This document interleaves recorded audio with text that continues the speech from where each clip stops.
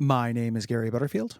My name is Cole Ross. And you're listening to Watch Out for Fireballs Dispatch, our monthly roundup where we answer your questions, talk about a topic, and read your responses to this month's games. Yeah. And this one's action-packed, so why don't we jump right into it? Yeah. Depending on your incredibly mild definition of action. Hold on to your seats. Every single thing in this world is relative and in context. Yes. Compared to staring at a pond. Yes. We're about equivalent. Yeah, it's similar. Listening to a pond. Yes. I'm going to start here with Mark. Mark says, I have been playing Baldur's Gate 3 and loving it. Feels like a game worthy of a super zoomed in coverage similar to Bonfireside Chat. If you folks did Baldur's Gate 3 as Bonfireside Chat, I would listen. Yeah. Be Still My Heart. I think that'd be really fun. It would support it so far. There's tons of lore and tons of stuff to talk about, different cultures, lots of like books and back matter and stuff like that. The trick would be audience. Like the audience expects a certain thing. It would be trying to build from the ground up for that, be a little tricky. It would. I mean, in a world with unlimited time, I would fucking love to do that. But in a world where we're already doing Bonfireside Chat, it's kind of hard. It is hard. Yeah. It just isn't appropriate for Bonfireside Chat. You end up beating that? Oh no. Okay. No, it's huge. Like it's and I'm also being a real completionist. So still working on it. An embarrassing number of hours into it because I've been cramming it into spaces where I can. And I have fought 2 beholders, and they're badass looking. Nice. Every monster in it so far, real good looking. I love that. Yeah. It is very good. I love that company. Larian. Jonathan writes, and there are a few questions in here, so we can maybe pick and choose some of them, saying, I'm jazzed about the positive reception for Baldur's Gate 3 and Larian Studios. I'm excited to dive back into their systems, and I have a shotgun of questions for you regarding character customization and building. Do as many or few as you like. I'll do the first one here. What are your favorite character builds and play styles? When I start this up, I intend to do sorcerer and be real talky. Yeah, it favors a charisma-based character. I did a bard for similar things. They do the thing that's like one of Larian's tricks where all of your NPCs can be any class. You can respec them as well. So they have canonical ones but if you like a person, but you don't like their class, you can switch them. So you can basically, the reason why that's related is you can build your party around whatever you want to do. You don't have to worry about there being too many casters or too many warriors or whatever. It's like, I like this person. I want to roll with them, but I do not need to necessarily make a huge mechanical sacrifice to make that happen. I got rid of the fuckwit mage as quick as possible and respect somebody else. Right. So this one I'm playing as a bard. I'm playing as talky. A weird thing that happens in this game is you can talk yourself out of really good fights. And I like the tactics of it so much that I'm purposely kind of tanking a couple conversation rolls because I know they'll skip a fight. Nice. Which is the highest possible praise I can give on a video game. Yes. Basically. Yeah. What tabletop or video games have your favorite character customization systems and why? What's good to customize a person in? Great question. I mean, like character customization in terms of like building like something really powerful, or character customization in terms of like sculpting a face? I'm sure this is about build choice given the context of the rest of the conversation or the rest of the question. Yeah. This does not apply to CRPGs, but it's close enough, so I'm just going to say it. Final Fantasy Tactics. I fucking love building little dudes in that, rounding out an army, picking like just the limited space for synergies that you can get in there with the job system. I just think it's like the right amount of detail and control, and also breakability. I love that. Yeah, Final Fantasy Tactics is great. That's basically an honorary CRPG Yeah. at this point. Like it is, it's got all the strengths, of such. That one's really good. I like the DOS system a lot, the Divinity Original Sin system quite a bit, with the classless and being able to dip into multi-classes for little bits of things you want to do quite a bit. Yeah. Do we want to do more? Do all these, or just these no, let's save them. I don't know. We'll save them for the future, but we don't want to give. That's kind of a whole topic. That's a whole thing here. Yeah. What's Karu ask? Karu says, as somebody who came to you guys through Bonfireside Chat, I'm somewhat obsessed with the Souls game, but I'm taking a short break from the series just to make the return all the better. I was wondering if you guys have played any Souls-likes or Souls-adjacent games recently that you recommend or maybe warn people away from. Thanks and love for all the great work you guys do. All of my soul's energy has been wrapped up in Elden Ring. Yeah. What's his name? That game. Yeah, that game. The game we've been talking about for 2 years. Yeah, Mumbly Joe. Yeah. I could picture it. Sorry, I don't know. I think I'm sleepy. So my standbys are going to be things I'm going to fall back on. Man, I'm such a fucking mess today. My standbys are going to be something. Anyway, Death's Gambit, I think, is one that I am really champing at the bit to replay. Me too. With its big update that it had. Same thing with Blasphemous 2 coming out. I haven't played the extra content in that. I think that those are both really strong. Yep. I'm going to throw Grime in the pile. Oh shit! 2D Souls likes are in a better space right now than 3D ones. That may or may not scratch your itch, Kiru. Like replaying, playing Aria of Sorrow for the show is reminding me how much those 2D Souls likes are to me kind of like the final evolution of an Igavania. I like a Death's Gambit, and it's doing a lot of the same things. Yes, for that. In terms of 3D, there's a huge drop off. There are ones that are fine, fine to good. Like I like Immortal Unchained, quite a bit. Remnant has some fun to it. The one where you turn into stone. Mortal Shell. Mortal Shell. I like Mortal Shell, and that's really bite sized. That'd be a good one to place with, but you're not going to get the same thing. Yeah. And if you're an absolute like combat freak, if like what you want is more and more intricate combat, you could play Wolong, or you could play Neo. Yeah. And probably get some joy out of that, because those are more closer to character action stuff. Yes. Yeah. Yeah. Wilbo Wagons. I'm pretty sure that's not their real name, so I'll just say it. What modern AAA game would you like to demake? Can be made or demade, if you will, with modern sensibilities. I saw a Bloodborne PS1 style demake video on YouTube and thought it looked really rad. I need to play that. And there's a very nice PS about good stuff. Yeah. Thank you, Wilbo. Thank you. Man, demakes, that's hard. Yeah, it's hard to think of something that is currently too polished for me. Like I always want to see that kind of thing as a curiosity. Yeah. Like a demake of, say, like the Arkham games that kind of resemble Tenchu a little bit would be interesting. I don't know that it would be better, or that I'd prefer it, or that it would reveal very much new stuff. I think the demakes for me, I like them existing as a demakes channel on YouTube, because it's mostly just impressive to see. Yes. More than anything. So yeah, I don't know. I don't know if I have a real good answer for that. A Breath of the Wild demake would be really interesting. Yeah. No, it'd be cool. It would be interesting to see what they did to make exploration a thing and make it not Zelda 1, Zelda 3. Yeah. How it would not just be an earlier entry in the series. Yeah. I would be curious about that too. No definitive answer, sad to say. Matt says, with Baldur's Gate 3 getting glowing reviews, I've started thinking about getting into CRPGs. It's a genre I've never played before. I'm sure I could figure it out. However, I am a console gamer. I know this genre is more optimized for mouse and keyboard. Do either of you have any experience with CRPGs on console?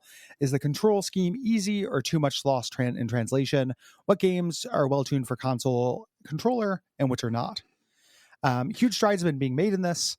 I played through Divinity Original Sin 2 on my Switch.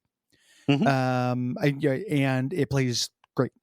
It just takes a second to adjust to it. Like, it's not going to play like an action game. You have to make some affordances, but the control scheme is pretty elegant in the end of the day. And that the basic principles of that have been adapted for those remakes of Baldur's Gate and Planescape and all of those things with varying degrees of success. So most modern ones I think will be fine. Yeah, it's not going to be like playing Diablo on the PlayStation. Right? Yes. Yeah. Those days are kind of behind you there. Yeah, I played DOS 2 on PlayStation 4 and was surprised at how well it worked. Because it's, I mean, at its heart, not grid-based, but it is similar enough to an XCOM where, like precision and speed doesn't necessarily matter with input. Yeah.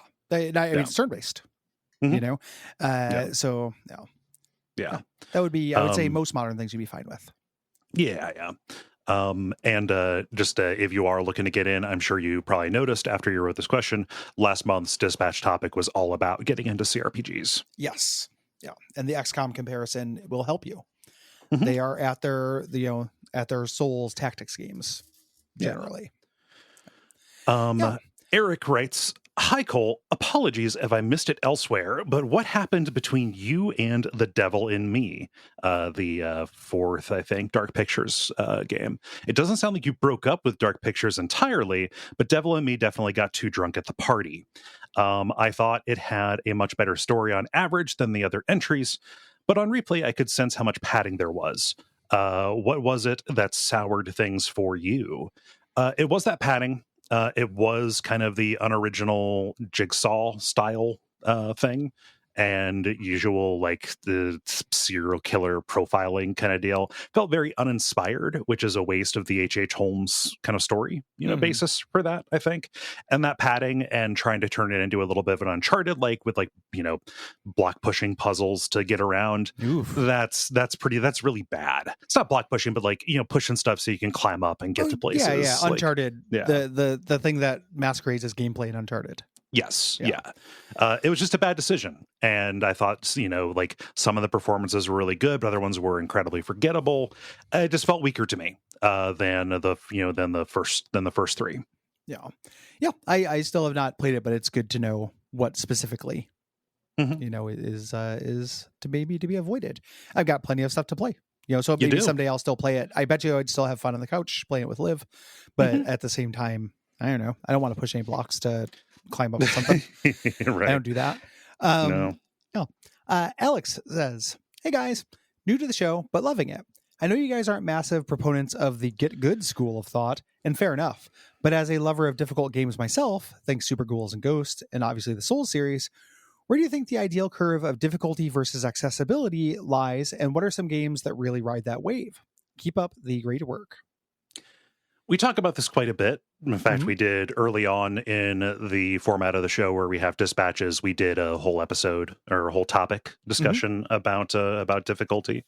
I think that having a way to kind of make your own sundae with this, or multiple ways or more interesting ways than selecting something on a menu, that is necessary. I think that is probably the best way to do it, so people can, express themselves by how difficult they make things for themselves with it.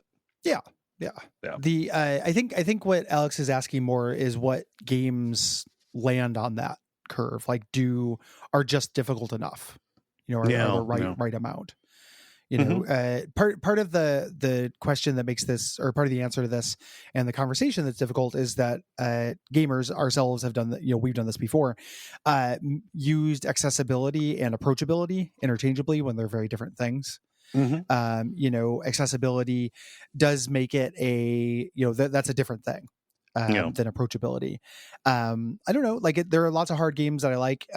Elden Ring is a perfect difficulty for me. It's hard until the end. Cuphead was a good difficulty for me. There were a couple like big spikes, but ultimately I thought that was a good amount of difficulty. Yeah. I didn't love that as much as some people did, because it's just not my thing so much, but I think that actually was pretty fun, throughout. Good challenge. What's another like recent hard game that hits that balance for you? I thought Lisa was perfect when it came to difficulty. Even just the fact that the remaster has the additional modes to kind of tailor it is just icing on the cake. Like that is harsh to a purpose. It feels like.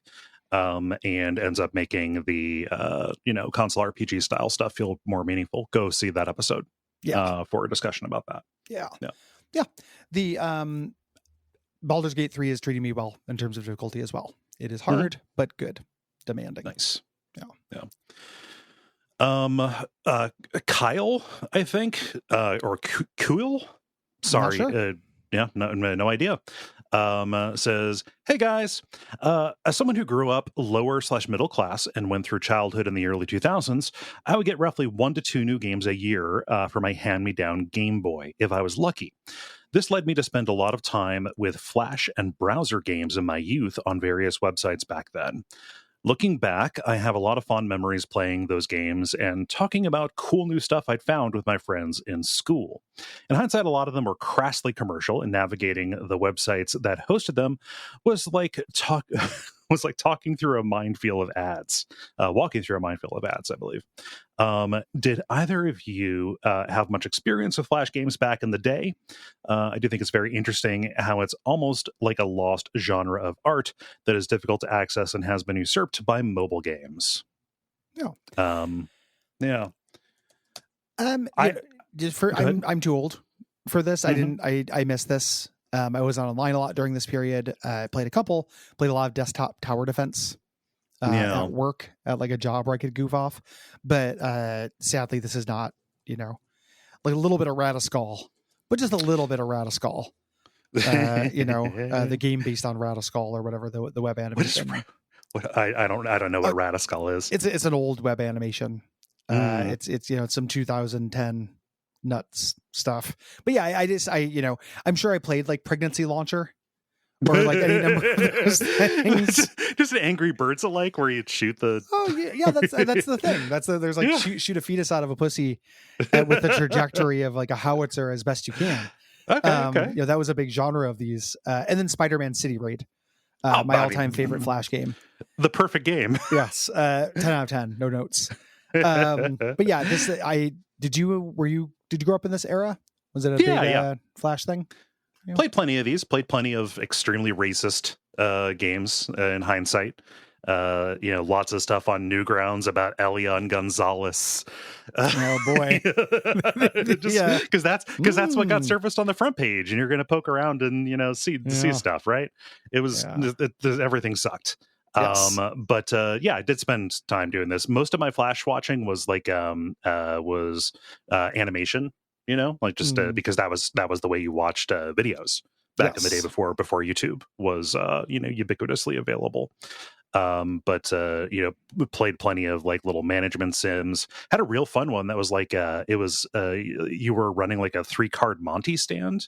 And like picking marks and running the game and trying to trick people with it. And you had like a little heat meter. And when your heat got up too high, you had to relocate and like run from the cops in order to like reset back up. That was pretty fun. That sounds sick. Like that. Yeah. That sounds really cool. Yeah. Lots of probably regrettable dating sims. That was how I got my antibodies for that stuff. Just for anybody who's interested in Flash games, the Flashpoint Archive. If you just go to flashpointarchive.org, that is like it's a launcher that will you don't download everything, but it will. It's like a library, and when you select something, it will download the files for that, and you can play it. Yeah. And it's not just Flash. There's like HTML5 and like Adobe Air stuff in there as well. Yeah, it's a launcher, like launching a baby out of Elian Gonzalez to see the trajectory and land on the right spot, like those games were. um, yeah. Mateus asks, so you guys are both Mega Man fans. I'm curious, did either of you take a dip into either of the GBA series, the Zero or Battle Network games? Zero has a little bit more of the lore, but it's miles better than X's in concept mostly, but also execution. It's more out there. And Battle Network has the best random battle engine I've ever experienced. The Zero and ZX games are hideous to me. They're way too zoomed in, and the characters are ugly, and it is kind of borderline unreadable. It's bad sprite work to my mind, which has been a bit of a barrier. I tried revisiting them when that collection came out recently, and no dice, and it never had any interest in Battle Network. I feel the same thing with Battle Network aesthetically. Yeah, I don't want to talk Mega Man. Mm-hmm. I don't get it. I don't understand why Mega Man would be like that. You know, it's just I don't know. It's not somewhere I'm seeking story, and every time story has been provided to me from it, it's not been a story I've been very interested in. Like I really wish it was just more totemic, like more just there's Mega Man and there's X and there's Proto, and like just let it be this kind of pantomime where you get to the action. Every screenshot I've ever seen of Battle Network is teens standing around talking forever. Yeah. So I can't. Yeah. I can't. So yeah. And then same thing with Zero. I don't think Zero looks very good for me. Yeah. So I'm sure they're fine if I had grown up with those aesthetics kind of, in place. Yeah. I just hadn't. Yeah. Let's do 2 more reviews, do you think? Sure. Yeah, these are both related. So Sean says, "Hey guys, I wanted to recommend Chained Echoes for the next time you feel the need to scratch that JRPG itch. It fixes a lot of the issues Gary brought up in his blog post, as well as what was discussed on the podcast. For example, grinding is non-existent and no random battles. The game has its issues. I don't like the mech fights toward the end, but it is far and away the best JRPG that I have played in years and felt fresh. It really brought back my love for the genre that I haven't felt since early Pokemon games." I understand the instinct behind this, but it feels a little bit like trying to sell screen doors to somebody whose house just got broken into. I'm speaking for you, Gary. I appreciate it. People are nice about this, and I appreciate the kindness that comes behind it. I think that what's happening is there's not an itch for me. Yeah. It's not the only reason why my issues with the genre are a problem to be solved. There's 2. There's one, because we do the show, so there's an expectation. As a major genre to cover them. And that's the reckoning I had this summer, was kind of trying to deal with that. And then 2, the fact that I used to like them, but it's only in the concept of this, that it's a problem, whereas in real life, what anyone would do in my situation is just be like, oh man, I don't play games I don't like. Yeah. Like, the same way that, like you, Cole, don't play like professional football games. Like you don't play Madden. Yeah. There's no, and Sean probably doesn't play Madden. I don't, there's a weird thing with these sometimes where it's like I don't know what the draw would be. You can eliminate a lot of problems, but what is going to get me into this? What does this have over something like, I could play like a Disgaea or whatever, I could play a tactics RPG and get a system I like better without any compromise. It's just a weird thing. There's no itch. No. So I appreciate that. And I've heard this before. I've heard this is a good game. I believe it. Yeah. I 100% believe people. I believe that it probably solves a lot of those things and has done a lot of advancement for the genre. Good. That's awesome. All I want is for fans of this genre to have better, to not have to deal with your Dragon Quest 4s. Yeah. And this is what's doing it. That's awesome. Yeah. But yeah, I just don't, I'm good. No. How magnanimous of you. I pretty magnanimous. I got friends who are into them, and I want them to have their thing. I watched that trailer, the release trailer for Armored Core 6, and I can't make a thing out of any frame of it. I was like, this doesn't look like anything. Like it's just particle effects and just brown, like robots moving around. And I was like, but this is going to make somebody like super happy. Good for them. Yeah. Good for them. You got the real world where that's okay. It's not your thing. Yeah. You don't play baseball games. Why do you got to play this? You know, the secondary question is kind of similar to this, but with an older game. Eric talks about Shining Force 2. Yes. You know, resolving some of those things, which is cool because it's ahead of the time. I like this quote here in the question. Admittedly, the story is Babytown Frolics, which is a great way to put a lot of this stuff. Yep. I think. And I don't remember. I played Shining Force 1. I can't remember if I played Shining Force 2. If so, it was a long time ago. Yeah. Do not recall. Yeah. I mean, early console strategy RPG. With a lot of the trappings of an older style console RPG is interesting and would be like a direction to possibly go in a putative future where we have the itch to cover more of these. That and it's Sega. I know there is there is a hunger for these games, you know, to be talked about and covered. And Jala fucking loves them. Yeah, Jala's a big Shining Force fan. I know. Yeah. I think I would probably want to do, if we could, something more advanced with fewer Babytown Frolics and probably more complicated, you know, combat. But moving to a tactics RPG model is great to me. You know, get rid of the grind or the tappa. Yes. Let's move on to life questions. Stephen writes, "Hey guys, question for Cole. Back in February, I asked what kind of cars you have owned. You mentioned that you have had a series of Kia Souls for the past few years.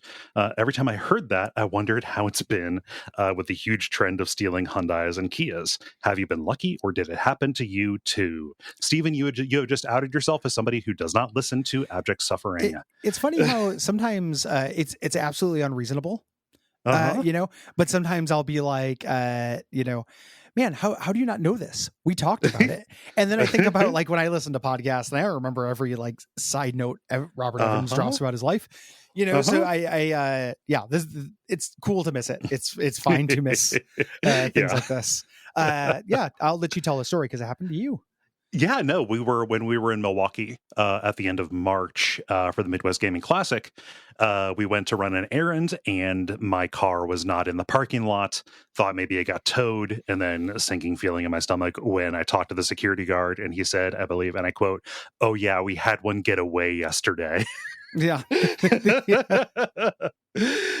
Fortunately, I got it recovered, which is nice, but you know, having to deal with the insurance system is just a fucking atrocity, either for health or for auto. And I do not know if I'm going to get another Kia, which sucks because like I really like the Soul. It is inexpensive. It has lots of creature comforts in it, and it is comfortable for me to sit in as somebody who has built like a door.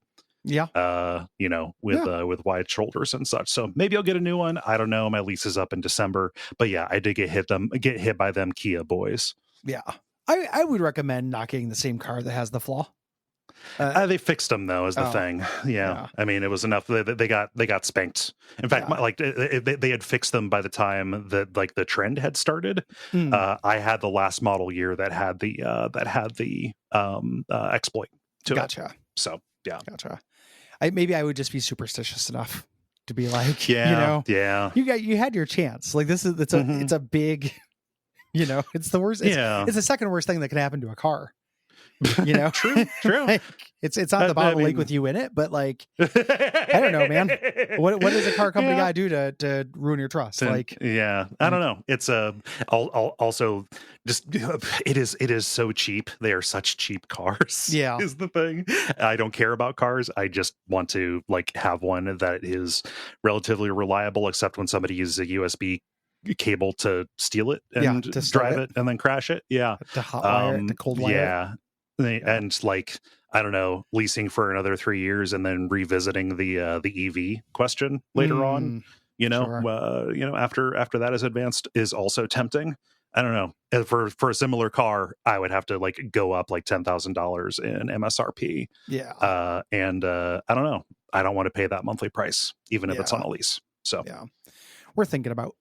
Yep. Either way, it is a complicated question, but there's a whole Abject Suffering about it. Stephen, check it out. You should listen to Abject Suffering. You should. It's episode 500, The Wand of Gamelon, recorded right after this all happened. Yes, live. Yep. Of a sort. Gabriel has two things. Thing one, I started recently working at an IT support help desk and had about a month of terrible phone anxiety. One technique I tried to calm myself down and sound calm to the user was to emulate Cole's type of speech. It sort of accidentally happened. I was just thinking to sound warm and calm, but realized I was sort of mimicking Cole's tone and speech patterns. So Cole, in a way, you're like my little Mike Ehrmantraut in my head. Thank you for the IT help. I'll let you decide how you feel about that, Cole. Thing two. I'll respond after you read thing with two. That. Thing two. You guys often mention using your mega elixirs in games instead of hanging on to it and never using it. Do you apply this mentality to real life? For instance, I put money into a savings account and have goals with it. But when it comes time to use it, I get that no, don't use your mega elixir feeling. How fast and loose are you with your real life resources? When I do crack that seal and use my resources IRL, it is usually followed up with that Dark Souls feeling of, what do I have to lose when failing to recover lost souls? Yeah. I'm a little bit reluctant to spend, money, but also you gotta, I don't know, if your roof is bad, you gotta buy a new roof. That was my largest expense here recently, last year or whatever. It's sometimes you gotta crack open the piggy bank. That involves breaking it, and that sucks because I don't know, to me saving money feels better than spending it, and also I have very modest tastes, so I will have poor kid, like, you can't get rid of that feelings of buying things, but it manifests in microwaves. Like, it manifests in like, oh, I should buy generic Kleenex, as a thing. In terms of actually like breaking open a piggy bank, usually I will feel good about it. And the way I think about it to myself is like, what else is that for? An example, like, I've been in this dentist corridor and I'm going to be in that for the rest of the summer. And they keep warning me about the cost of like sedation and these things that make it better.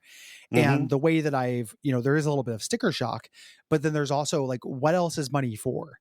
Other than to make me, to alleviate terror, obviously you could donate it to starving children. Don't be that person. And I do, I try to do good works, but the, like, money is to make me happier and to help people who I love. What else could it possibly be for? I can't take it with me. I don't have kids. If I die and I have a lot of money in my savings account, what happens? Nothing good. So nothing good at all.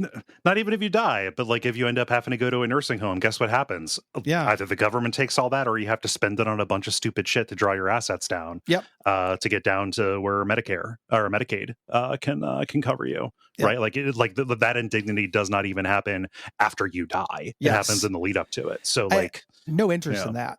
So like it's what money is for. Like when I end up in a situation, and this is a position of privilege and everything, I'm disclaiming this a lot because I'm talking about spending money on what is a creature comfort, and I've drilled in enough that I feel like I shouldn't do that. Or shouldn't talk about it, but I've decided privately I can do it, which is ludicrous. But if I'm like, man, I just don't feel, I can't cook tonight. I feel fucking, I'm depressed and I feel amotivational and stuff like that. What if I ordered a food? What if I bought myself some time and relief? I don't mind it. Like, I also like saving money, but I don't know. It was an early like mental block for me to get past to feel okay with running the air conditioning. Sure. Then I ultimately decided, well, you know what? Like, I have the money. Air conditioning is a modern miracle, literally one of the best things that's ever been invented, that is also slowly killing our planet. Yes. But it does not make sense for me to sit and be miserable and sweat as somebody who is very averse to heat and sweat, when I could pay what ultimately amounts to maybe like $40 more a month to run it. You press a button to make it go away. You throw a little bit of cash at it, and like, it impacts every part of your life. Like it's the same thing. Like, I struggle with finding a good pillow, right? Went to, and I was like, this fucking sucks. And I woke up and I was like, you know what? I'm going to go buy a nice pillow.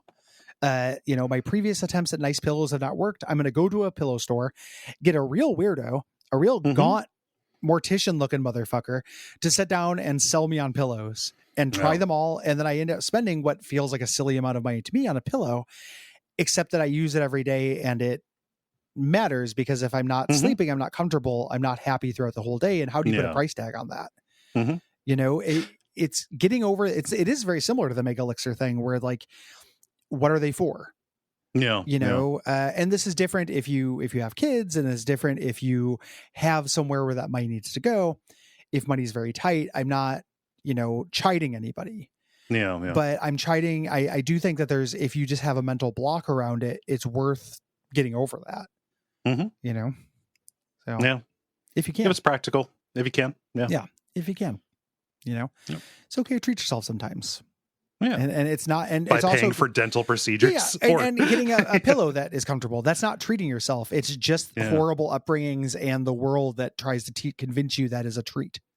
Yeah. It's not a treat. It's a basic comfort, you know, that you can afford yourself.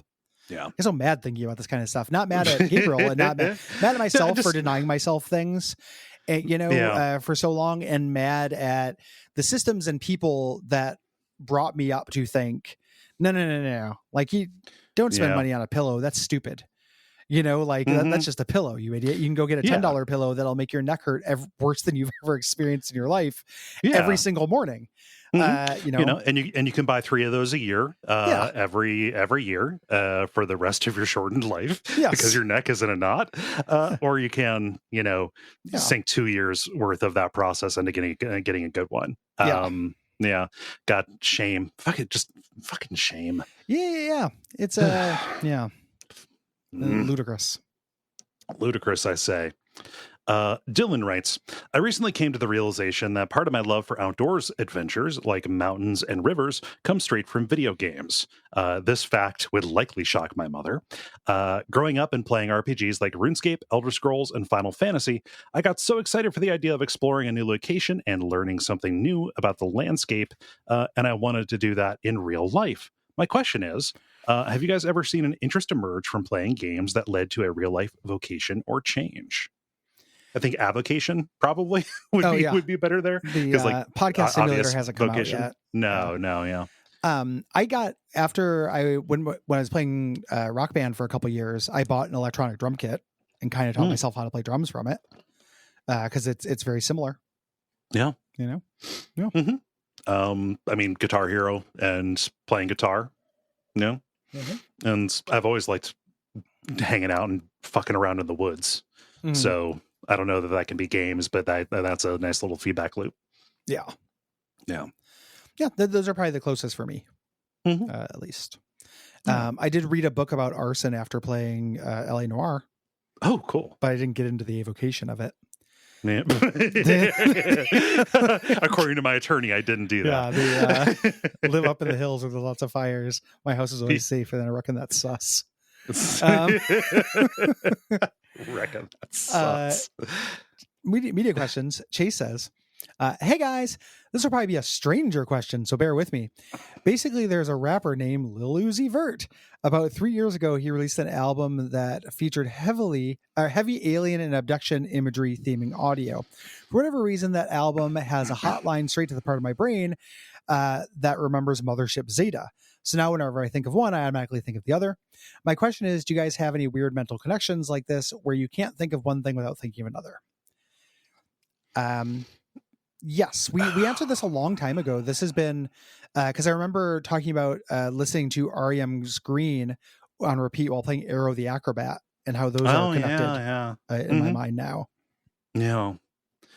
I like the music that I listened to, let's say between like the year 2000 and the year 2002, like anything that was in heavy rotation, Foo Fighters, Eels, Queens of the Stone Age, stuff that I still really enjoy, but like very specifically, like those albums that were out around then, Souljacker, There's Nothing Left to Lose, stuff like that. Any of those come up, and immediately I'm playing EverQuest again. In my mind, I'm playing EverQuest and like issuing Winamp commands through the chat through a little mod that I installed, to make that happen. Yeah, that is a neural pathway that is etched in stone. Right on. Yeah, can't hear Learn to Fly without thinking of running around in the Eastern Commonlands. Yeah, I think this is very common. Yeah, and it's nice. Mm-hmm. Sorry Okay. that this album that you apparently like reminds you of the worst Fallout DLC. That is fucking sad to me. Little Uzi Vert.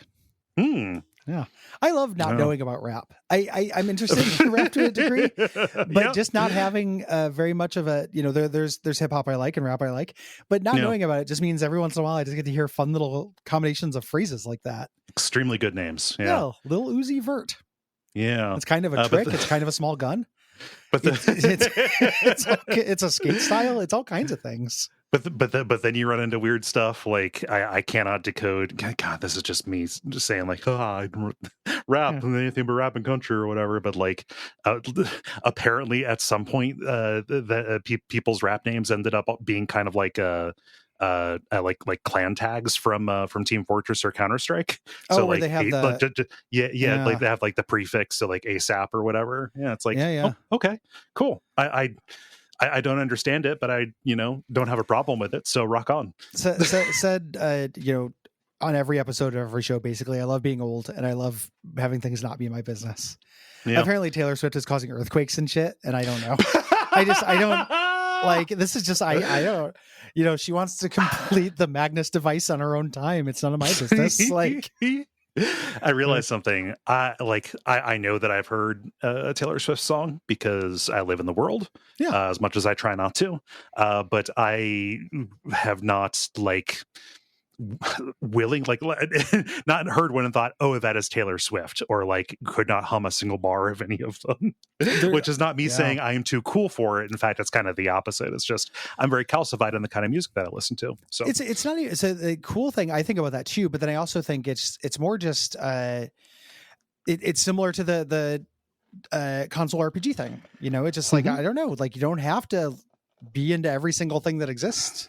Mm-hmm. It is not a responsibility to like everything. Nope. It's a weird outlook that I think is not that is like pretty in style right now. Just the idea that you should just be versed with basically everything. And I don't have the time or interest in that personally. Yeah. It's like, that's, and my disinterest is not an implied disdain for people who are into it. Like, no, it's just I liked other stuff instead. Yeah, listen to your Tookie stuff about messy breakups and empowerment. Like, rock on, cool. Also, the Taylor Swift songs I've heard, I've liked, but I not enough to like it. I like it on like a pop curve. Like I'm not a big modern radio pop guy. Yeah, so it's like, oh, this is good, and then I go and listen to music that I like more. Mm-hmm. Yeah. We have a show question here from Will, who says, any chance of covering Dragon Quest III, even though Gary's fatigue with the genre has reached its peak? It's one of my all-time favorites, and while it has simple stories and scenarios, it bucks the series' reputation for goofiness and has a really appealing solemnity and sincerity to it. Probably not. Yeah, sorry. I do not want to take your like away from that, but I wouldn't have fun, and I don't think you'd have fun. Nope. I don't have anything else to learn from that genre. Nope. I'm sorry. Yeah. That expression, especially that era for that genre, Yeah. Like there may be things later and stuff, but I don't know. Recounting that plot doesn't sound interesting to me. Yeah. I might read about it. Like it's interesting that it has a different tone and everything like that, but I don't want to play it. Nope. Moving on to lightning round. Harrison says, can you speak on the issue of gamer American rights? What are some major ideas or demands in the history of this movement, and where might such attitudes have come from? Do you think these demands have informed game development? Love the term and the show. Thank you.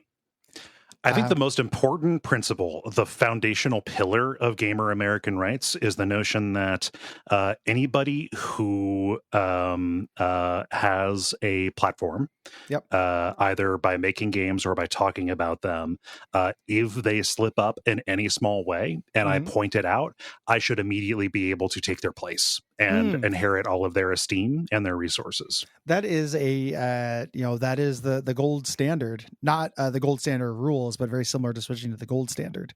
Yes. Is what I would refer to that as. That is a flat tax proposal we can all believe in terms of gamer American rights. It's the Highlander principle. Yeah. There can be only one. Yeah. That's a good one. And I wish it success in the gamer Senate. Like,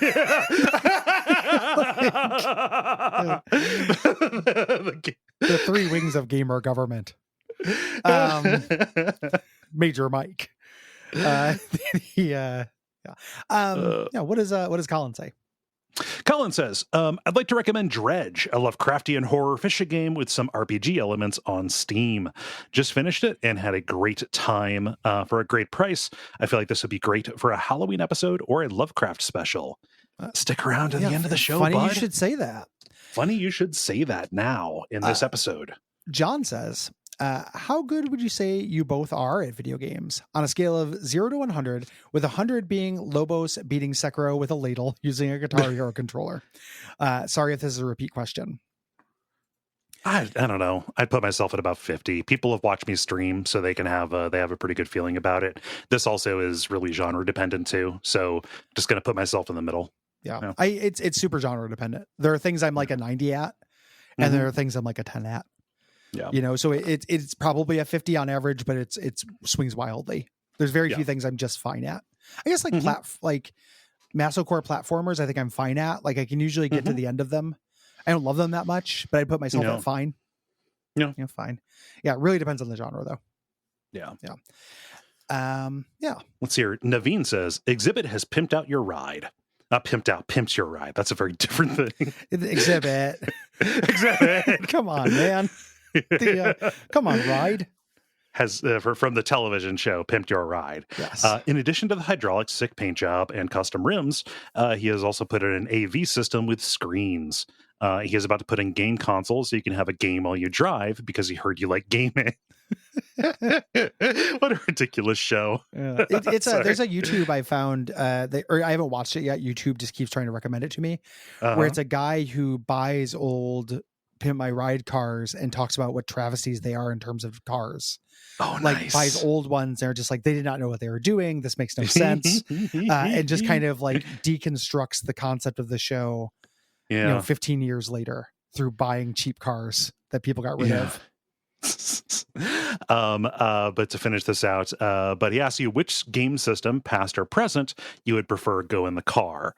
What console are you going with? My instinct is to say something you can play while driving, which are very few consoles. You know, you can maybe do like an R zone overlay or something like that over one eye and play that while driving with your other eye or something. But as somebody who doesn't drive, I could do almost anything as a passenger. In the car, like Liv's car could become thus pimped, and I would just anything. I mean, motion sickness, dog. Oh yeah. I mean, I could do a lot of stuff, I guess. Yeah. That's true too. Motion sickness would be a problem, and I would want something you can play in very short amounts, I suppose. I don't know. Maybe like iOS. Oh, you want a little Fruit Ninja? Yeah, maybe something like module in the back. Yeah, because it's like it's always I have tons of software on it. They're all short. They probably won't give me motion sickness because there's very little 3D movement. Yeah. I don't know. I'm just gonna say SNES with a multi-tap so we can play Bomberman. Yeah, Bomber. That seems like a fun thing to play. Yeah. Well, just if I'm thinking of 4 people in a car. Yeah. Driver loses each time. Oh gosh. Tom says, how do you feel about the haunted spaceship trope, i.e. Dead Space, Event Horizon, Alien, etc. in horror fiction? Any favorite or least favorite examples? There is a very good alien-like twine game called Terror Aboard the Speedwell that is actually really good. I would recommend playing that. Generally though, like, I don't know, Dead Space didn't really blow my hair back too much. Alien it feels sui generis and also does not feel like it does not feel like it being in space you could do that in a submarine. Yeah, you do that in a submarine, right? Yeah. So yeah. I don't for me, I feel similar. The spaceship is too anonymous. You know, like my favorite version of this is probably System Shock 2. Just because it is a living space, or Prey, and like Prey is a good. People one. live there. I don't care for industrial hallways full of pipes. Basically ever. So I love Alien. I love the movie Alien. Don't get me wrong, but it's not a genre that drives me. So personally. Event Horizon can be fun. Yeah, no, there's Sam Neill. Yeah. Yeah, and like, Dead Space isn't a bad game. I love Alien. Like these things are all fine. They're just not my favorite thing. Mm-hmm. Yeah. Michelle asks, so the latest episode of Quackstack served as a nice reminder that every day on my commute to work, I pass by the public restroom where Forrest McNeil reviews the concept of glory holes. Yay! The maven of the stall. Yeah. If you can do it without doxing yourself, what's the funniest local landmark that you have lived near?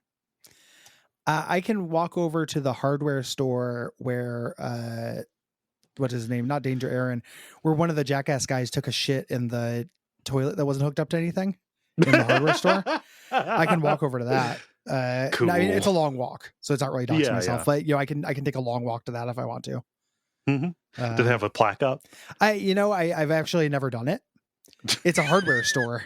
I don't have any hardware needs. I'm not that kind of lifestyle. So you have hardware needs. I don't have hardware needs. It's amazing. Oh. It's crazy how there's just a flip that either is on or off. You either have tons of hardware needs and you're constantly going to a hardware store, or you're never going to a hardware store. I think you're in denial about your hardware store needs. What would a hardware store do for me other than let me look at a famous turd? I don't. I don't know what I'd get at a hardware store. Where are you going to get your hammers? Don't need got a hammer. Okay, bought it from internet. Is it about once a year? Okay, and just what you got there? You got a claw hammer? It has a claw on the back. Okay. What about what if you need to something in a mallet? Won't need a mallet. Okay. What do I do with a mallet? I don't know. Might come up. They're not going to come up. I suppose I could probably try to kill like a varmint with it or something, but I could do that with a hammer. Okay. The hammer basically does all my hammering for me. Pretty confident there. Okay. Yeah, I could kill a varmint with a hammer. It's a tiny little baby hammer too. It's just for hanging up paintings and stuff, pictures. It's not a good hammer, but I don't need. I do other stuff. Okay. No. Do you live by any famous landmarks?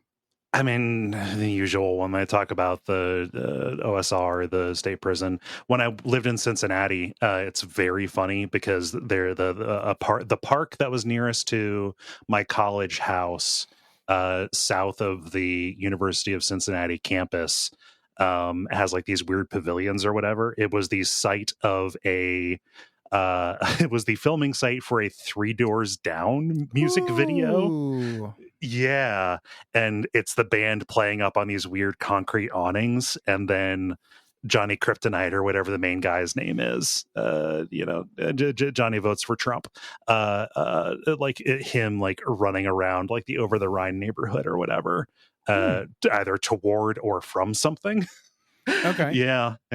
But specifically that park. It's a Three Doors Down video location. So yeah. Finally, Three Doors Down getting their due.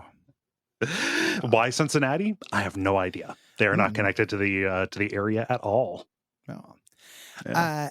KL asks, what's something both of you like for wildly different reasons? As an example, I like the Castlevania games for their hammer horror aesthetics and gameplay, while my friend likes the series for the plot because they are a fucking space alien.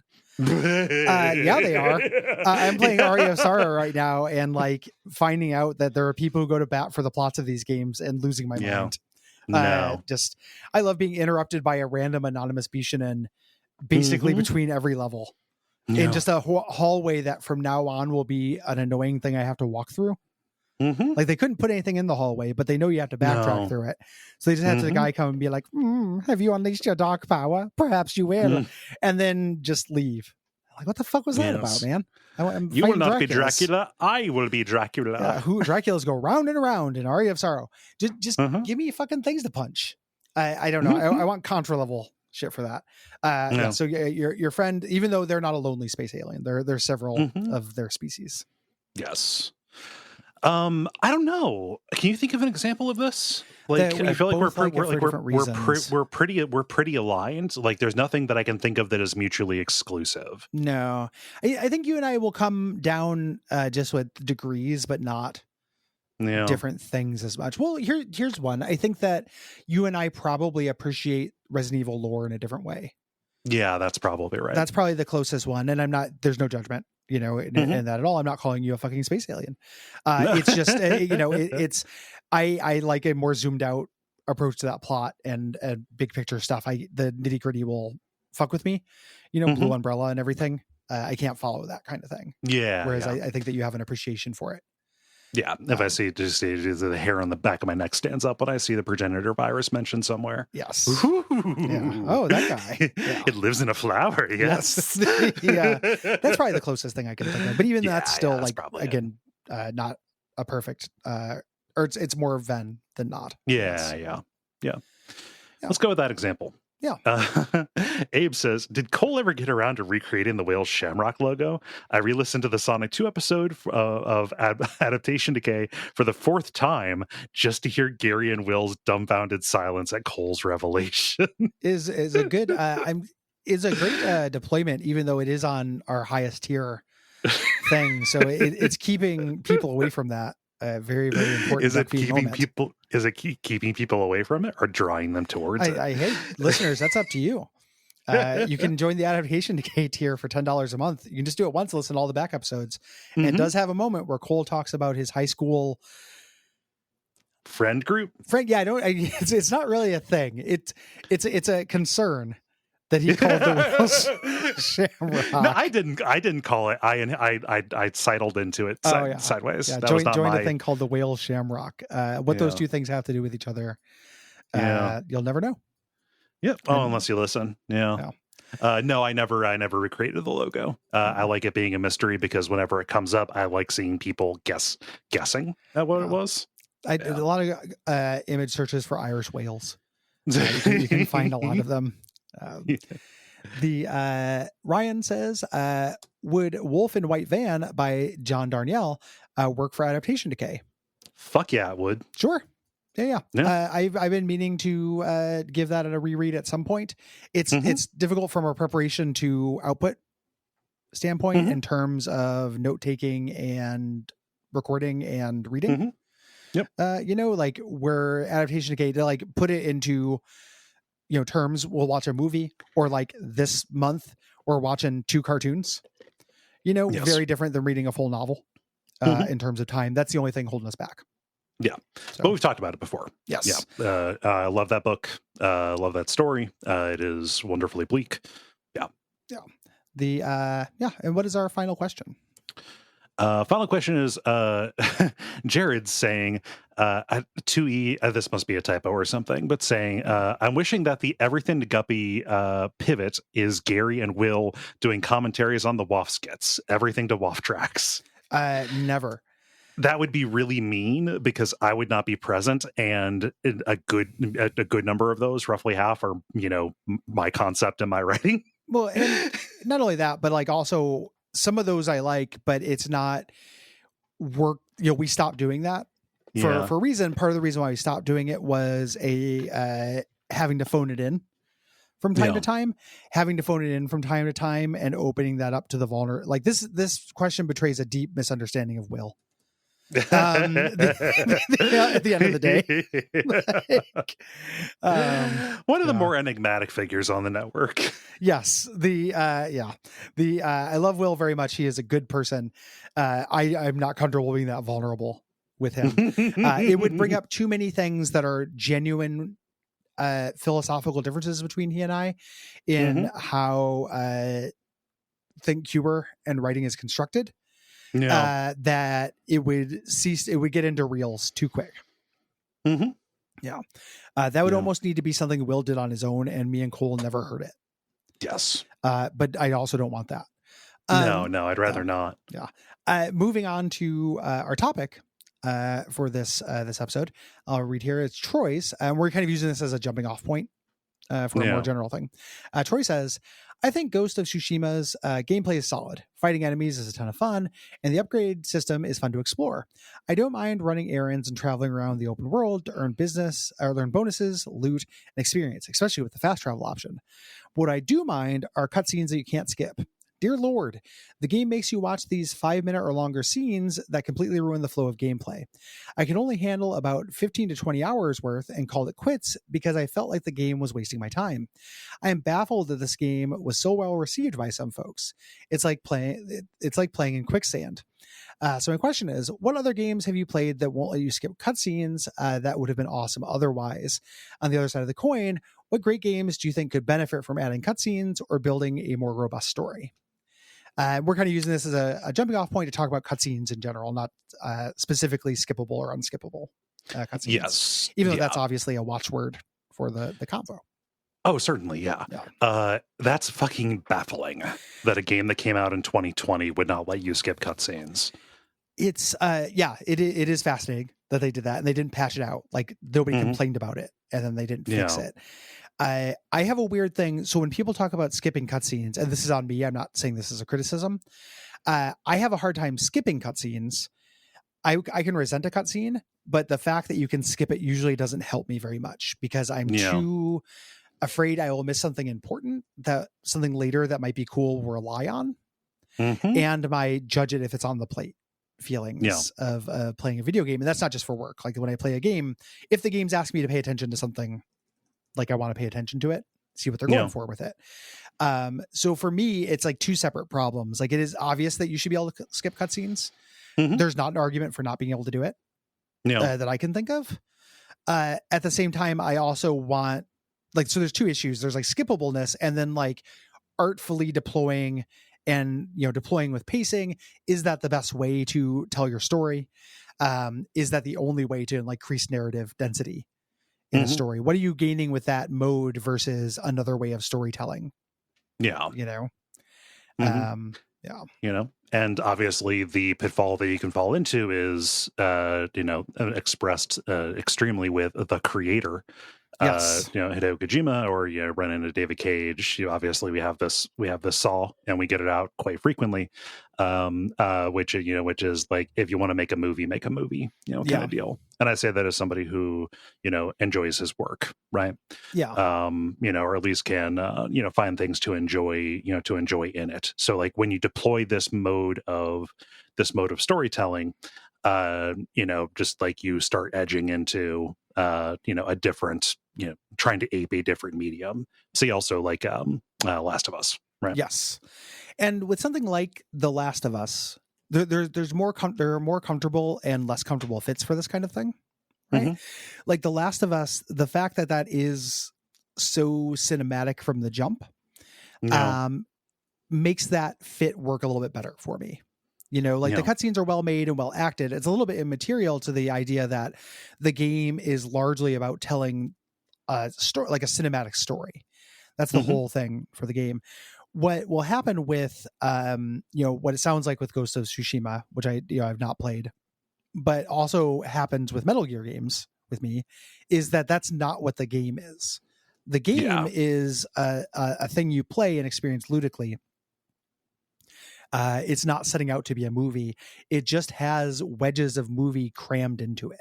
And that is a much more awkward fit to me.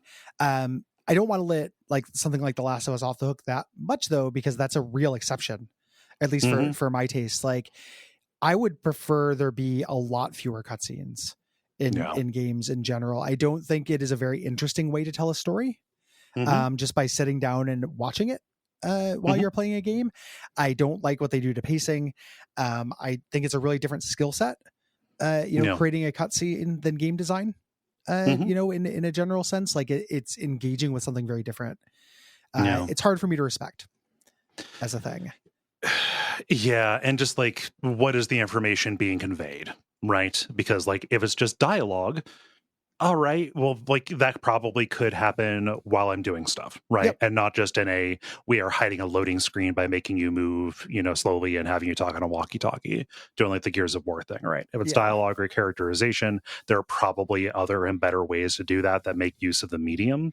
And if it's action, why is that not being expressed as play? Why am I looking at somebody do something cool when I could do something cool? Right. Exactly. Like there's a dissonance that happens in games that has never ceased to bother me, which is, a character in a cutscene doing a billion backflips, and then when you actually play the game, they just stand there and wait and then like swing their sword once. Yeah. Like that idea that's frustrating to me. I understand the idea is you're supposed to be rounding up them staying there and swinging their sword once in your imagination to them doing the backflips. It has the opposite effect for me. It's so hard not to see the contrast, and feel it viscerally. Yeah. It rounds down the cutscenes into feeling like nothing. Like, hey, it's the Metalloid Maniac. Like, let's learn more about this in a cartoon. Yeah. Like it has nothing to do with what I'm doing. I don't embody the character anymore. I don't feel continuity with it. Metalloid Maniac is such a good touch point for this. Yes. Yeah. Like it just out of nowhere, like, hey, what if let's learn more about the lore through a cartoon. Yeah. And just and really, really heighten the contrast between, what it actually is. Is this his ground? And and also like the actual reality, which is it's an old man fighting against gravity and very slowly moving around, and everybody trying to pretend like it is not the worst thing in the world to watch. Yep, and you can have the Metalloid Maniac crawling on the wall being the same thing as like Cloud swinging a sword versus Cloud doing a backflip in a cutscene. Yeah, as a thing, like it is a real rough thing for me for continuity. Like I feel I don't feel embodied by my character. Like embodiment in a character is a weird kind of thing that I've been thinking about recently. Like that feeling of like, am I, do I feel any of this? Like even, and it always ruins that even when I've accomplished it. It's a thing too, where I think just keeping your powder dry on it. Like there probably is some information that can only be portrayed through cutscenes, like certain kinds of scale, but it's the overuse that really bothers me. So like a good one, a famous good cutscene, I think like you land in Anne Orlando and you get 3 seconds of like sweeping vista just to show you how big the place is. And then it stops. You're done. Like, I know how big it is. Let's check it out. I don't know. Boss intros for characterization, right? Yep. I think that is especially good, especially if it gives you like a really good look at the arena for a particular detail that's there. See the dragon above the Duke's beloved Freya. Yes. See the old monk's room. I'm going to soul stuff because they're really good at it. Like, it's incredibly good. And the cutscenes in the beginning are never just like characters from the game talking. They're setting up a philosophy and a mood for the whole thing. You get, a cutscene in the beginning, you get little intro cutscenes for some enemies and areas, and you get an ending one. It's never just going to stop and explain plot to you, which I just, again, failure of the medium, failure of imagination, I think. Protracted dialogue segments where you are making choices, a la in a Mass Effect, or other BioWare RPG, or going into like a Larian or an Alpha Protocol, kind of deal where you are watching people talk, but you are guiding it, even if it is just selecting what information you want to learn in which order. Do you consider that to be a cutscene? No, it's just a dialogue thing. Okay. That's a dialogue choice. Like it's doing something with the camera. It's doing something, adding visual flourish while you're making gameplay choices, and talking. Like I'm not against dialogue. Love dialogue in games for storytelling. I think of that as different. One of the bigger things that ties with this that I consider to be like pretty frustrating is a cutscene as a substitution for gameplay in a literal sense. I'm thinking about the climaxes of the boss battles in Final Fantasy 16, which I've not played myself yet. I've just read about and watched. So somebody can, I could be fake gamer for this, but my understanding is you get to the end and then you watch a cutscene of your summon fighting, instead of you finishing off the enemy, you just watch a movie. Let's watch this cartoon. And the idea is that's going for spectacle, right? I don't find most video games to be as deft as spectacle as even pretty average movies. And part of it is that I'm just not in that mode. Like I'm not looking for that, so it doesn't really matter if it would be a fine CG cutscene in an action movie. Like I'm not playing an action movie. watching No. a movie. You know, I want to do the cool thing. Let me do the fucking cool thing. You know, this gets really basic, but I feel like it's worth saying as well. I never like being interrupted. Mm-mm. And oftentimes, the worst examples, look back to when we talked about Final Fantasy 12, right? Yes. A game that I enjoy much more than you. But I think, anybody, would, you would be dishonest to ignore the fact that a lot of that, too much of it, if not a lot, is you watch a cutscene, then you walk down a hallway and there's another cutscene there. Yes. This was also the case in Final Fantasy X, right? It's kind of a hallmark of an era, to a degree. And it's also a problem in Final Fantasy 16 from what I have played, right? I don't like being interrupted, like there is some joy to be found in some of the codec conversations in a Metal Gear game to me, performances and what have you. But like, I don't know, and then you go through the big long thing and then you walk and you open the next door and then time for time out. Yeah, time for time out. Like, I don't know, it just it feels like getting a phone call at an opportune time. I don't care for it. I don't like being interrupted at all. I don't like it, and it's also a thing where it's going to make it sound like we are anti-narrative in a thing. And I want to draw the point back again to what the game's trying to do. If I feel being interrupted more harshly when I'm eager to actually do a thing. I don't feel interrupted by a cutscene when I'm playing The Quarry. Because like that's what I'm there for. Or Life is Strange, yeah. I do feel interrupted by a cutscene in Metal Gear because it is trying to have its cake and eat it too. The other thing with both of those examples, with Final Fantasy 12, Final Fantasy 10, and Metal Gear, I haven't played Final Fantasy 16 with this yet, is just discernment in choosing content and pacing of these cutscenes. One of the things that's frustrating about Final Fantasy 12's cutscenes, which again, to clarify, like I do like that game, right? Like I like Final Fantasy 12, is that the cutscenes all have a cinematic setup and like warm up and cool down to them. So not only do you have questionable kind of content a lot of the time that could have been expressed a different way, it's happening too frequently, and then the camera has to kind of poetically swing down for a little bit to frame everything, or it has to do a slow pan up from the worm's eye view to show something. And these things are arguably artful. There's art happening in them, but it contributes to that ruining of pace. The idea that we have to stop, wind up, and then wind down in addition to being interrupted. It's like you're getting an alarm telling you you're about to get a phone call. Then you get a phone call, and then you get an alarm that says the phone call went away. In terms of things like, there are ways to do that and make that better. I refuse to believe that fucking Square Enix has perfected this art, like, or that Hideo Kojima has. Like, there has to be a way to do that, and just if you need to have the cutscene, compact the information, be a little bit more judicious with having it. Some of that stuff maybe is something you get another way. Characters talk about it, you get through a log, you get through a codex, any number of things. I don't know. And it falls under the general banner of edit your shit. Yes. Edit your shit and be very mindful when you are taking control away from a player. Yeah. It is a tricky thing to do. Like one of the, big game debates is like whether the Half-Life method is good. We had a question about that a long time ago about like in Half-Life 2, they never take player control away from the player, but then you end up jumping on boxes in the corner during a conversation. You can have a preference between one of those two things, but at the same time, the main thing with Half-Life 2 is it has like 3 cutscenes. Yeah. It's also keeping its powder dry with its storytelling. It's not constantly yanking you out. That the reason why we all remember jumping in the corner while Dr. Kleiner explained his pet, head grab is that it's one of like just a couple things that happen. Yeah.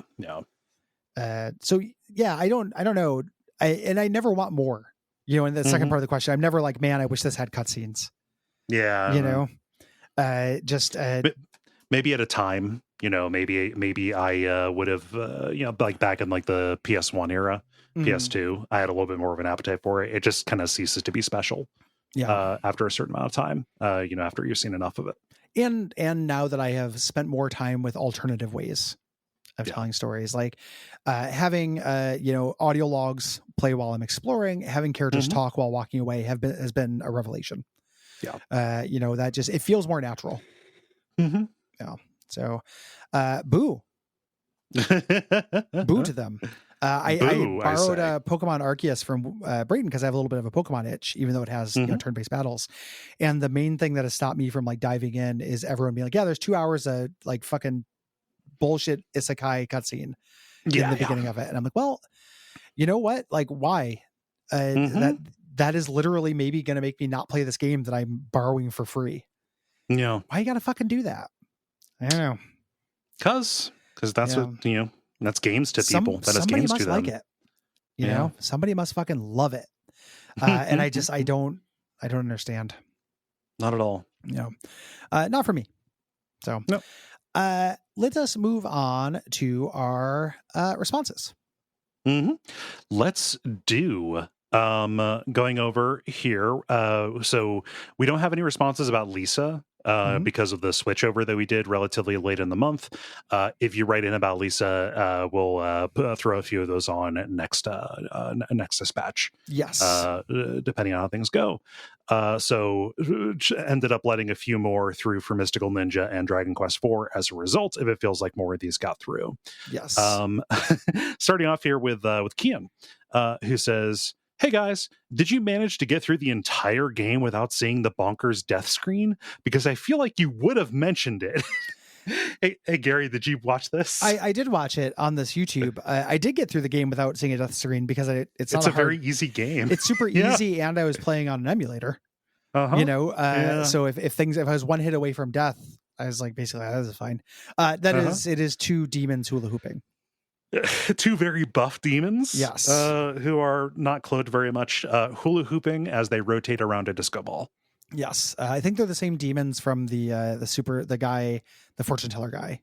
I think they're hanging out in that room, maybe the plasma guy. Possibly, it shares a very similar aesthetic. What's the significance? I don't know. Yeah, not sure. No. Christian says, I was the patron who executive produced the Mystical Ninja show, and I loved it. Really appreciate you doing justice to this quintessential 7 out of 10 game. My affection for it likely stems from having bonded with people through Mystical Ninja 64, both as a kid playing it with a buddy via Blockbuster rental in the 90s, and as an adult who began a close friendship with somebody by initially discussing our mutual love of Mystical Ninja. That person even later got me hooked on WAF. As Cole said, the appeal of something being openly Japanese during an era when localization tended to scrub those details off was likely a factor as well. When replaying recently, I enjoyed its lush visual design and weirdly spacious locations, but found the gameplay desperately in need of a lock-on button. All that said, I really appreciate the coverage. Thanks again for Watch Out for Fireballs number 405. Oh, well, thank you for your support. And I am very happy that you enjoyed the episode. Yeah, very happy. Yeah. I think it's a good one. We've been on a nice streak. Yeah. And this makes sense. Because of when the N64 came out of my life, it's very much associated with like school and playground stuff, kind of thing. I have no idea what Christian's age is. But yeah, like this would have been just a game that would have come up when, just hanging around. Right. Yes. Yeah. Yeah. Makes total sense. Chris writes, I just wanted to thank you for playing this game and giving it a chance. I've always felt like it was somewhat underrated. I played this game as a kid on the N64, and it became one of my favorites. I was thoroughly enchanted by almost everything about it, and to this day, I still listen to the soundtrack. I remember enjoying the sound design and voice acting so much that I would continuously swap characters while playing just to hear their lines, even if the gameplay didn't change much, and I didn't know Japanese. In fact, I replayed this game so much as a kid that to this day I can walk through a lot of it in my head. It was difficult for me to hear criticisms of it because I obviously have a lot of nostalgia for it, but I also found it hard to disagree with you on anything that you said. I think this game had a reasonable difficulty level and appropriate amount of content for gamers who were my age at that time, but I fully acknowledge my nostalgia factor here. At any rate, thanks again for giving one of my favorite games some airtime, and also for your analysis. I'm really glad you didn't hate it. Yeah, didn't hate it. Yeah. It's a thing. There are things that I think live best in nostalgia for that. Mm-hmm. A lot of games where it's like, you know what, there was a time and a place for this. You earlier were talking about Arrow the Acrobat. Played a lot of that as a kid. Probably don't need to revisit that. No, I'm probably good. Let that be a warm memory. Listening to Orange Crush and crushing it with my little man. Yeah. And the nostalgia is not a bad thing. I get more comfortable indulging in it every day. It is valuable, but it is also worth understanding how it might be affecting your analysis and evaluation of a work. Well, and even this isn't even going back to something and leaving it to nostalgia isn't shattering nostalgia against it. Sometimes it's leaving it wholly and leaving it contained. I don't want to risk the nostalgia, so I'm going to leave that as it is. That's always been, again, I talk about Will a lot for Games Opinions because I talk to Will about games, and that is Will's approach to a lot of this stuff. And I respect it. Like it's a good approach. I'm not going to replay that because I don't know if it'll hold up. I'd rather just have the memories of it. Yeah. Seems like a pretty good way to honor your, happiness or contentment with media. Yeah.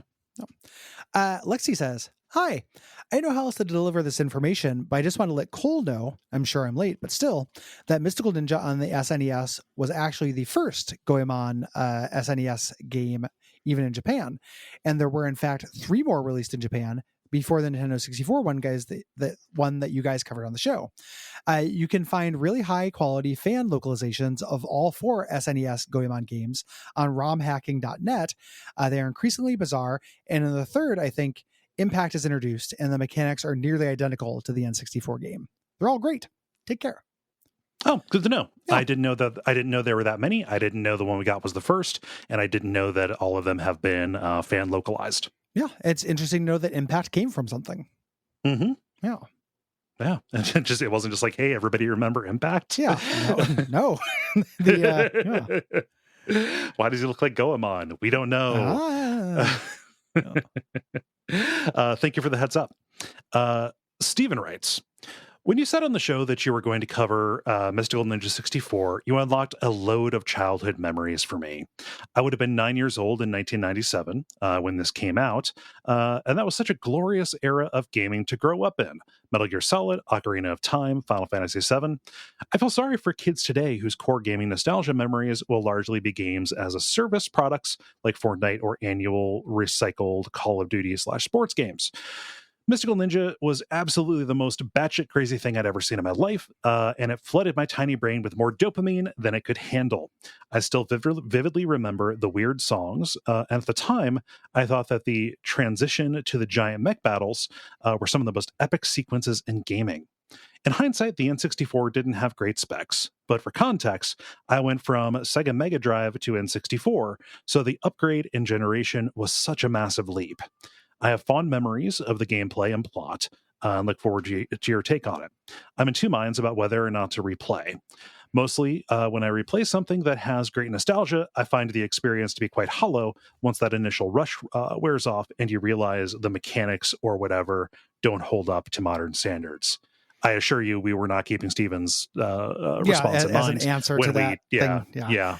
I don't read these in advance. But yeah, they, good instincts, I think. A great way to indulge that, what I've been doing is finding, and there are a few of them that I want, but going to LP Archive and sorting by screenshot Let's Play. I'm not really interested in watching a Let's Play that's video, but I love screenshot Let's Plays.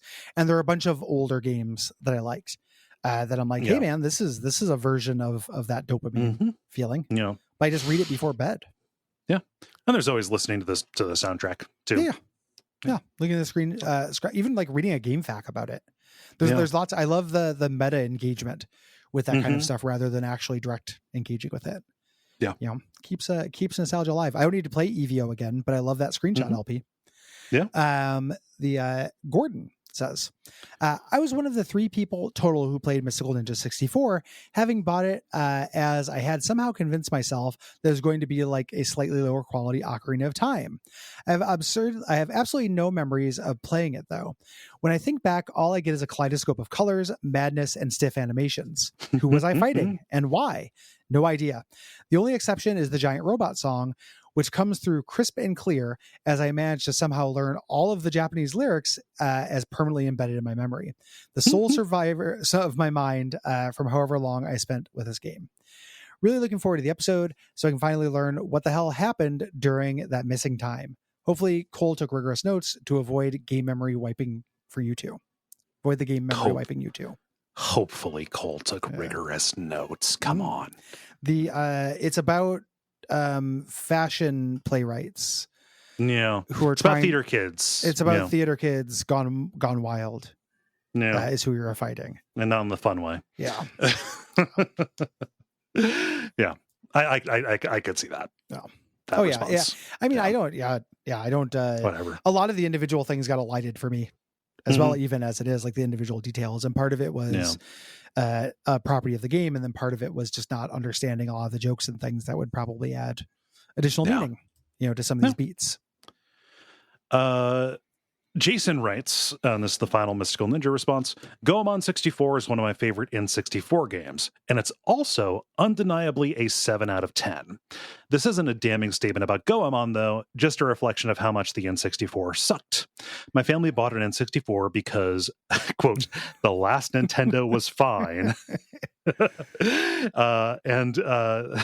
And the years that followed felt like karmic punishment, especially as a Mario Kart and Ocarina of Time non-enjoyer. It was especially brutal as a Konami fan. My friends with PlayStations were experiencing Symphony of the Night for the first time, while I was renting Hybrid Heaven. Oh dear. Yeah, this is really sad. This whole thing is very bleak. I want to adopt you. Yeah. While I was renting Hybrid Heaven from the video store and desperately trying to convince myself it was, quote, basically as good as Metal Gear. The previous Nintendo was fine. Goemon 64 wasn't something I could lord over my friends in PlayStation land, but it was playful and novel and didn't wear out its welcome. And since I had barely seen any anime, most of the tropes it was playing with felt genuinely exotic and cool.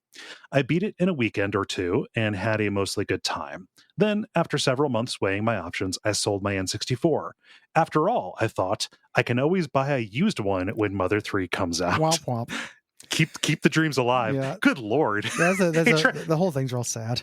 Hey, Charlie Brown. Yeah. Like, are you okay? This is no notes. Largely agree. Man, looking at libraries, Nintendo 64 is rough compared to the PlayStation. Yeah. And there are probably people who will see that as being like a console warrior, like partisan kind of thing, even still to this day. Yeah. No. Like I have no dog in that race. Like I'm going through and being a smug asshole and going, at the time I was playing computer games. Like so this is Country Mouse and City Mouse teaming up to kick the shit out of College Town Mouse. I'm College Town Mouse. So don't think that this is console warrior stuff. Just in retrospect, like criminy. I just it is a night and day library. Yeah. Those Micro Machines games are cool. They're fine. They're some fine games. Got a lot of use out of Nintendo 64, but it wasn't like PlayStation. No. And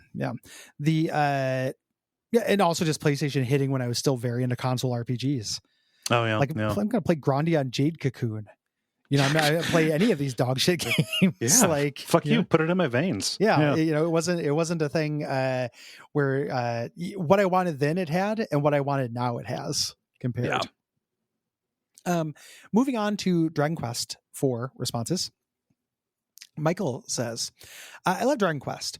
There's something about getting an eclectic group of adventurers and a wagon together and journeying through forest, mountain, and desert to complete small vignettes that climax in killing a demon lord that is so comfy. The party chat, removed in the DS version, adds to the sense of adventure, with your team slowly showing development as they provide feedback on otherwise inconsequential NPC chat or plot developments. There's something to me about this older style of slow burn JRPG, still giving your imagination room to fill in the gaps of what the developers provide to the player. I hope that you enjoy your time with the game and consider giving Dragon Quest V a go in the future as well. I did not enjoy my time very much. It was fine. I didn't hate it, but I did enjoy it, and probably will not do Dragon Quest V for reasons that will be clear in the episode. It is not personal. Yep. It's personal. Yeah. It's personal directly to you, Michael. Yeah. Lone Lizard says, "Hello, WAF crew. I just listened to the first part of your review of Dragon Quest IV. Happy to see you cover one of my favorite RPGs off of the DS. Even while my math brain disagrees with some of your criticisms, there are methods to cut down on the grinding. I'll always appreciate critiques from outside my little bubble. I doubly appreciate dropping the term JRPG like a hot potato for console RPG, even if my other favorite DS RPG, the Blobber Etrian Odyssey, still remains as an edge case. That brings me to my $1,000 question. Considering that Baldur's Gate 3 is the big thing at the moment, how would you pitch / sell to those people, or Dragon Quest to those people? The latest one, because I'm not a monster. Sketch out the Baldur's Gate 3 to Dragon Quest 11 pipeline. Can't. Yeah, I don't know what that, like, they're so fundamentally different as things. Yeah. There's no overlap. Like it is like, and none of these things are qualitative statements. I mean these all descriptive. Like I have my preferences, and I don't want anyone to attach qualitativeness to me because they know my preferences. But Dragon Quest games are not tactical. Like they're not trying to be. It's okay. That's not what they want to be. They're linear stories that are focused on being quaint, where you do not have control over the plot. You have very little control over your build. The tactical considerations tend to be very, very minimal. It is a couple of debuffs and then making sure you have enough supplies before you leave a town. That is night and day. I have no idea how you would make that change. The console RPGs that I like more, that I actually like, and I also love Baldur's Gate 3, they have more of that in common. Yeah. They have a tactical angle, like your Final Fantasy 12s have this like gambit system that is interesting, or your Final Fantasy Tactics, which have tactical combat. I just cannot imagine it. The thing about console RPG versus JRPG, like I am in favor of that because it makes fewer people call me racist. The tricky part is console also begins with C. So like they're both CRPG, which is part of why, and also see the question we had in this dispatch about playing CRPGs on a console. Yes. Like none of them are active, and then also see the question we got about Chained Echoes, which is a console RPG, but not from a Japanese developer.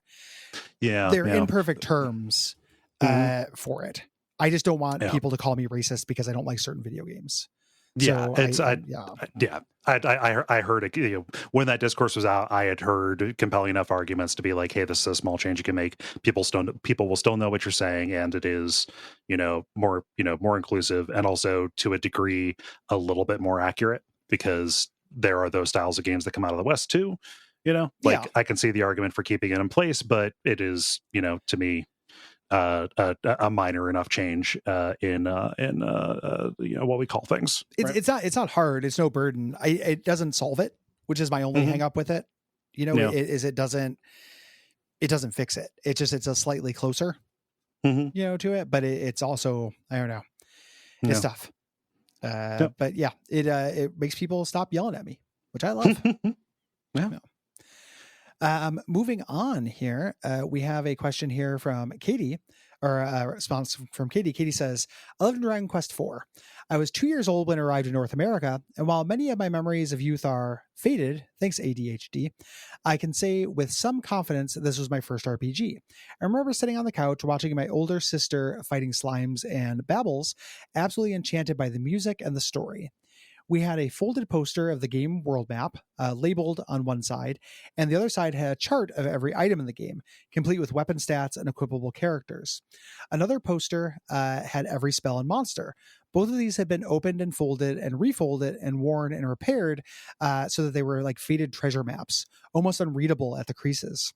I can't be objective about this game. Is probably foundational to the way to my brain the way Final Fantasy VI would be a few years later. I remember when I was old enough to play it myself, my delight at the choice of having a female lead and then proceeding to make an all-woman team to fight evil, which gave me unrealistic standards for the gender parity in every single RPG I've played since then. Also, I love Alina. She's my favorite. Talon is very good, but he's no kung fu death princess. My one regret about the DS version, aside from missing party chat, is that Alina's unique critical hit formula was tweaked, so she doesn't reach her horrifying 25% crit rate until level 90. Just give her the stiletto earrings and watch her carve the enemy to pieces. Anyway, I love Dragon Quest, Dragon Warrior 4, Dragon Quest / Warrior 4, and listening to any part of its soundtracks awakens me like a sleeper agent. All of those are very sweet stories. Yeah. And my underwhelm with the series in general would not cause me to take that away from you for all the world. So no, that's very sweet. Yes. Especially, bonding with your family over it. And, I couldn't help but go, when I heard about the map that was, folded and refolded and worn so much that looked like an old treasure map, Yeah.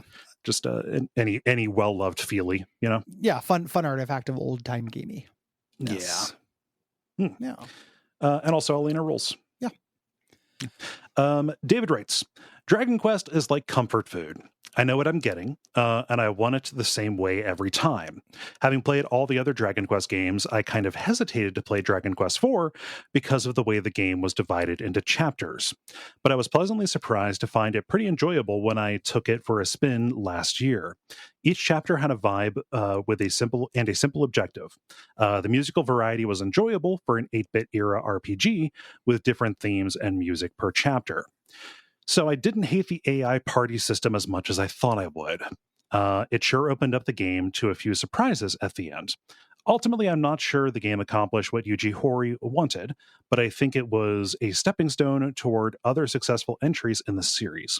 I would argue Dragon Quest IV is the iterative culmination of all the previous Dragon Quests to that point during the Famicom era. It's not the best one, but pretty good.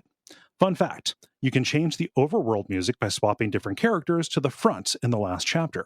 I did not know that. I always kept the hero at the front. Yeah, that also felt like the way it felt canonical.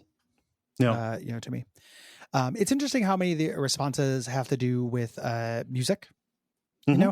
It's one of my things that is like one of the secrets to nostalgia of console RPGs is just music. Yep. I think that is there's some truth to that. Like, not saying that that's the only reason why people feel like, reason people like them, but yeah. It is an achievement, right? Yeah. To compose songs that are so affecting that it sways you even years later. Like, I don't know. That's impressive. Yeah, it's impressive. It's just it's music.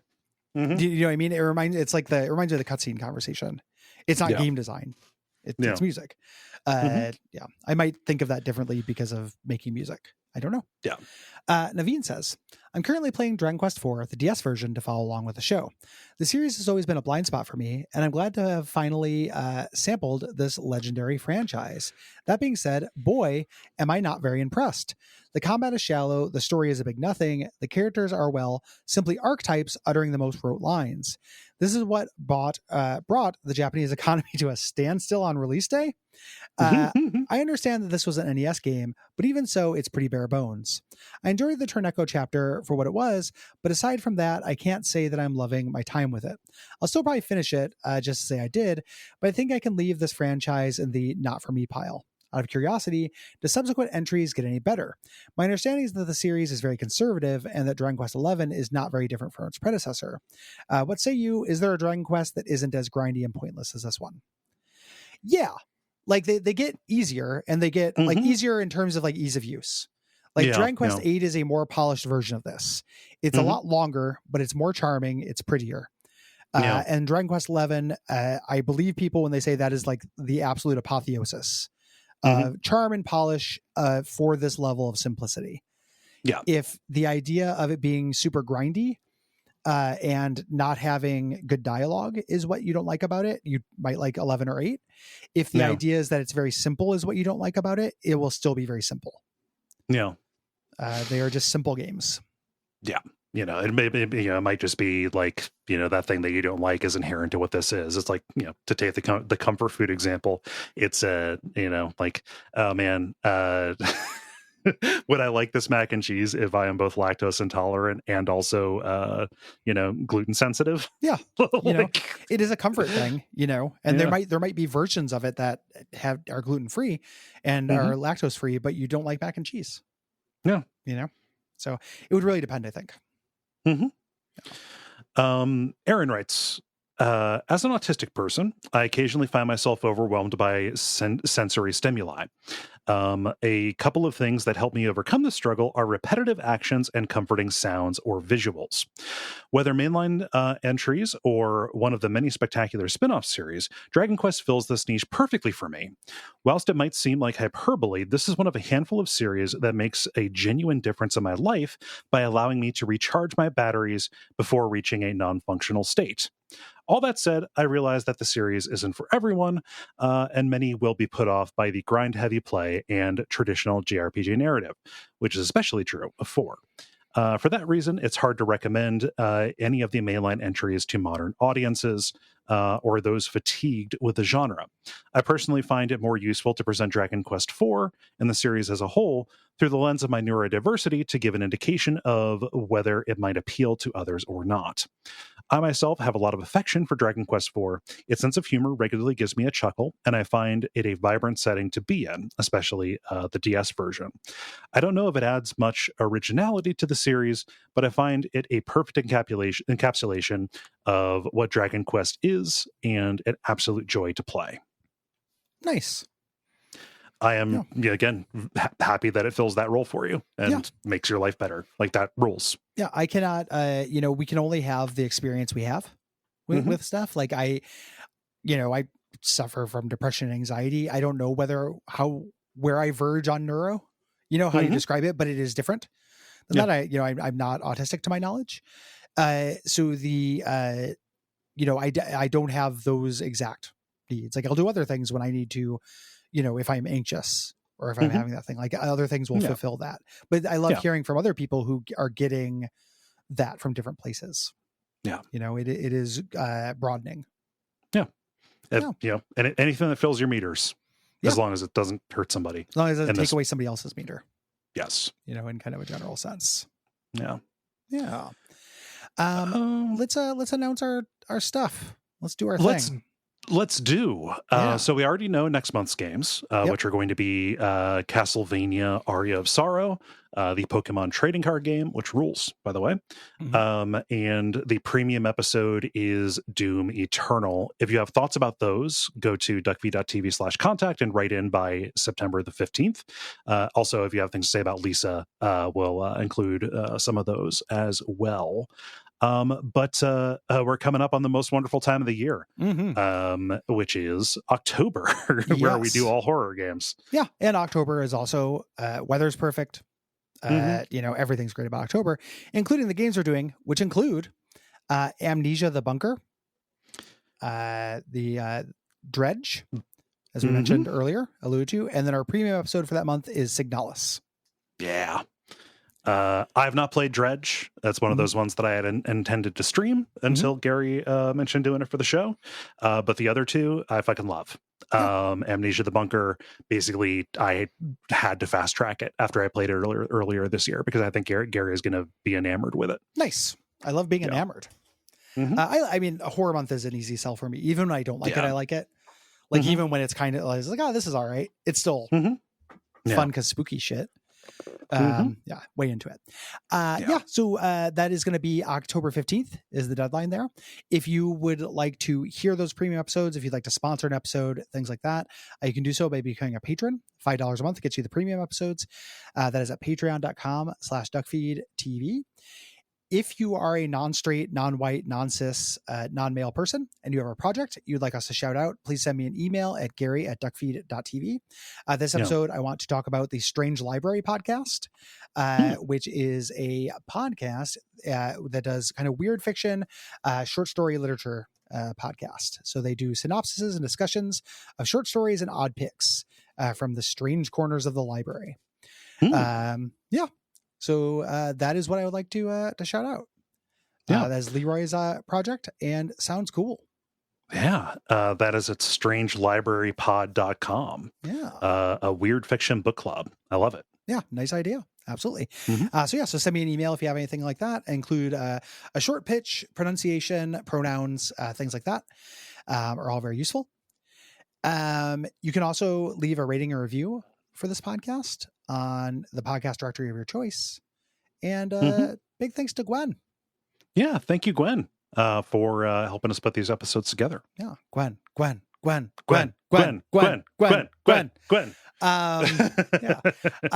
And we'll see you next week with Aria of Sorrow.